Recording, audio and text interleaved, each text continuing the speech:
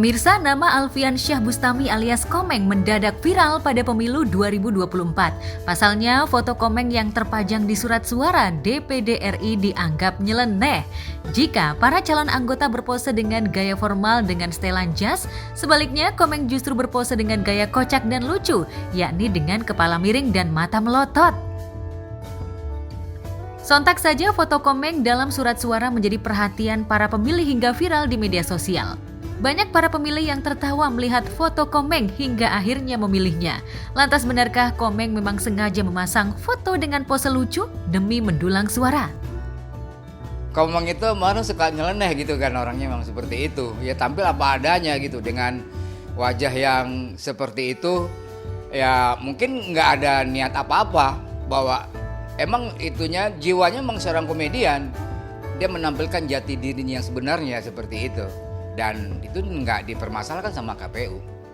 Nah ya udah, akhirnya seperti itu dengan wajah jadi gitu ya Kang ya. Nah kalau saya melihat memang satu fenomena, satu hal yang buat ininya tuh Komeng tidak berusaha untuk menjadikan dirinya, ketika seorang dewan itu kalau dia seorang pelawak terus tiba-tiba dia harus jadi wibawa dengan foto-fotonya dia seperti itu. Komeng adalah Komeng. Yang dilihat adalah komitmen sebenarnya. Ya, saya dengar teman-teman juga cerita semua akhirnya pada milih yang di daerah sana, milih dia gara-gara fotonya emang unik.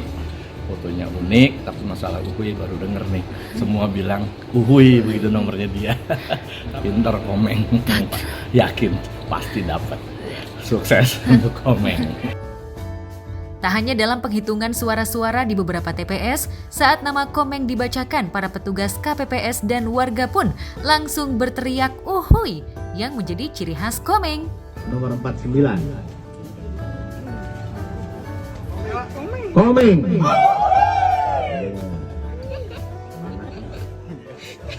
Komeng lagi. Ya, foto Komeng dengan gayanya yang lucu rupanya menjadi daya tarik hingga membawa keberkahan dan keberuntungan bagi Komeng. Pasalnya, dari hasil penghitungan suara sementara, Komeng rupanya unggul dari calon lain mengalahkan Jihan Fahira. Komeng mendapat suara sebanyak 173.945 suara atau 8,12% suara. Ada beberapa banyak informasi dari teman-teman di daerah gitu ya, teman-teman, kemudian dari masyarakat juga lewat media sosial. Kemudian bagaimana sebuah fenomena yang luar biasa, seorang komedian bisa mendapatkan suara seperti itu ya. Tapi kita kan masih memastikan dulu hasil dari perhitungan dari KPU dulu kan. Nah, tapi melihat fenomena yang terjadi begitu dahsyatnya gitu suaranya Komeng gitu di masyarakat, dan itu asli, artinya benar-benar masyarakat itu mencintai seorang Komeng gitu kan. Banyak yang tahu jika Komeng diam-diam rupanya mencalonkan diri sebagai anggota DPD RI. Pasalnya selama ini Komeng tak terlihat melakukan kampanye seperti calon lainnya. Lantas apa alasan Komeng memilih mencalonkan diri sebagai anggota dewan? Awalnya waktu ngobrol sama saya itu, saya juga kaget dia mau terjun dalam dunia politik gitu ya. Tetapi setelah kita ngobrol-ngobrol, saya bisa menilai bahwa dia memang ya udah sekarang siap untuk berbakti untuk kepada negara, buat masyarakat gitu ya. Komeng itu punya keinginan itu, salah satunya dia tuh ingin memajukan yang namanya budaya. Itu salah satunya melalui seni itu sendiri. Wujud itulah yang memberikan Komeng ingin mewujudkan bahwa dia ingin melestarikan budaya-budaya yang ada di, salah satunya ada di Jawa Barat gitu. Hanya kalau kita lihat Komeng itu nggak terlalu banyak baliho yang seperti itu.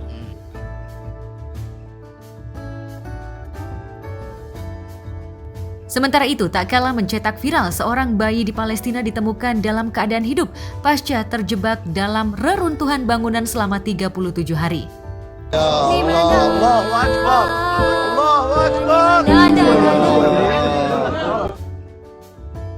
Ya, para petugas penyelamat pun takjub dan tak menyangka jika kondisi bayi selamat dan tak mengalami luka sedikit pun.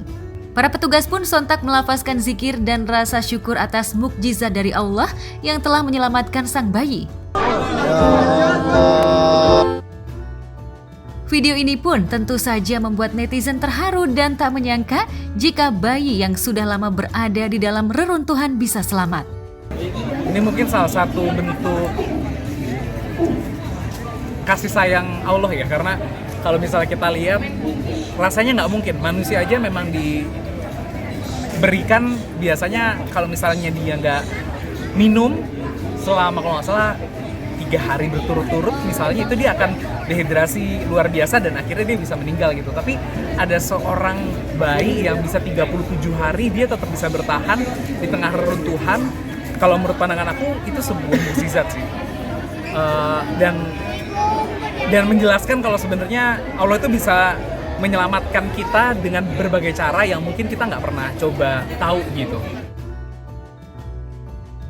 Di tempat berbeda setelah menunggu hampir 4 tahun untuk mendapatkan anak kedua, pasangan Rifki Balwel dan Bibi Alrain rupanya tengah menjalani program bayi tabung.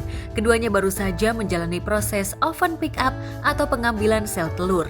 Ya, awalnya Rifki dan Bibi ingin menggunakan sel telur saat pertama kali keduanya menjalani program bayi tabung pada 2019 lalu.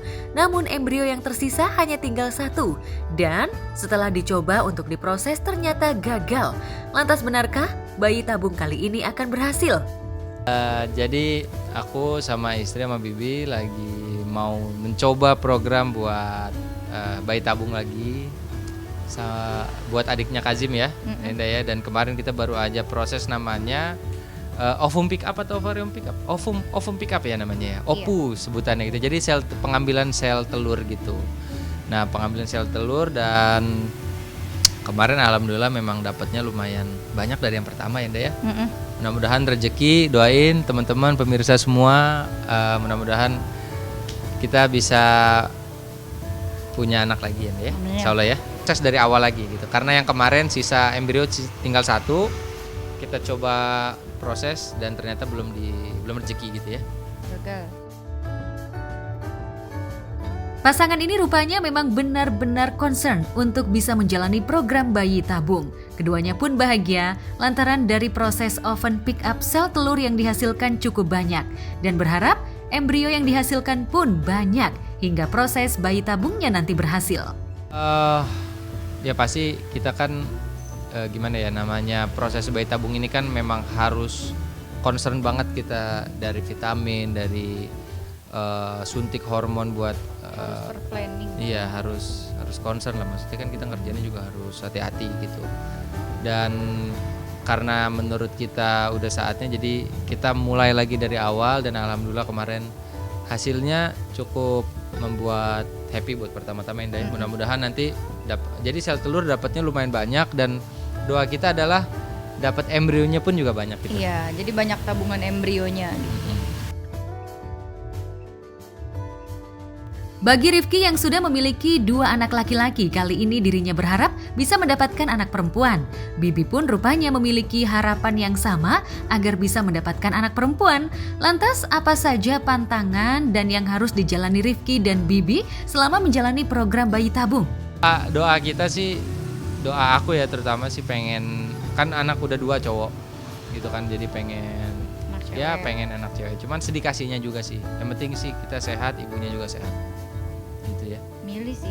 Iya. Maksudnya doanya kan gitu. Jadi ada prosesnya lagi. Jadi setelah jadi si embrio itu ada tes lagi, tes buat tahu gendernya gitu. Jadi kita nunggu 2 minggu lagi tahu cewek apa cowok. Jadi pas ditransfer ke rahim kita udah tahu pasti itu cewek gitu. Dan tingkat akuratnya tuh sampai 99%. Kita kan doanya cewek gitu kalau aku sih, cuman ya sedikasi yang penting sehat lah, udah yang penting sehat, keluarga sehat semua lah gitu. Pasti kalau yang udah pernah bayi tabung pasti tahu banget deh kalau dokter paling nganjurin protein yang paling tinggi kayak ya ayam, makanya semua yang protein lah, dan pasti dokter nyuruh kurang-kurangin kayak minyak, santan gitu. Pokoknya yang lebih sehat lah gitu. Iya, pasti. Yang kurang sehat ntar dulu deh gitu. Pasti supportnya yang pertama tuh program bayi tabung pasti protein deh. Yang nggak boleh tuh dari kemarin diwanti-wanti sushi kali ya, kan kita suka sushi tuh. Ya, nah takutnya sushi kan banyak yang mentah. Tapi Nah, sushi jadi- lebih dikhususkan pas udah masa kehamilannya. Kalau udah hamil Iya. maksudnya lebih bagus, bukan sushi nggak bagus ya, maksudnya lebih bagus dihindarin kalau kata Karena kan banyak yang mentah gitu. banyak yang mentahnya. Ya, keinginan Rifki dan Bibi untuk kembali menjalani program bayi tabung lantaran putra pertamanya, Kazim Zafi Balwel, yang sudah berusia 4 tahun rupanya menginginkan untuk mendapatkan seorang adik. Enggak sih kalau yang kemarin itu memang kalau jarakin sih ya enggak juga selalu diukur ya, nggak terlalu diukur ya. Enggak, cuman memang kayak program yang kedua kayak udah pas aja sih sebenarnya. Kazimnya udah mau masuk TK, udah ngerti punya adik gitu kan, dan udah kayak mana adik aku, jadi ya udah deh yang kedua. Ternyata ngitung-ngitung wah jaraknya pas banget nih jedanya Kazim sama adiknya. Sekarang udah 4 tahun kan sih. Iya. Ya, jadi setiap kita mau ke dokter, dia taunya pulang dari dokter tuh bawa adek. Jadi mana adeknya? Adeknya ntar terus gitu. Ya.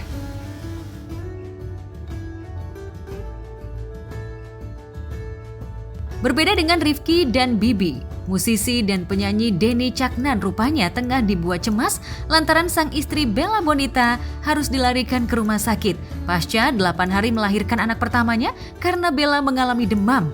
Dalam akun Instagramnya, Denny memposting foto istrinya yang sedang dikelilingi perawat dengan caption, "Kuat sayang."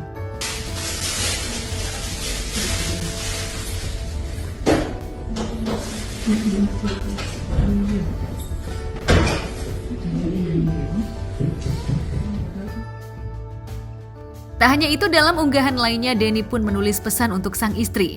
Perjuangan ibu menggigil 8 hari pasca melahirkan. Sehat-sehat perempuan hebatku. Ya, pada 5 Februari lalu Bella baru saja melahirkan anak pertamanya. Namun sayangnya lantaran anaknya lahir secara prematur, bayinya harus menjalani perawatan di ruang NICU. Kondisi Bella yang mengalami demam dan menggigil usai melahirkan adalah hal yang memang bisa terjadi pada wanita yang baru saja melahirkan. Namun hal tersebut adalah hal yang wajar.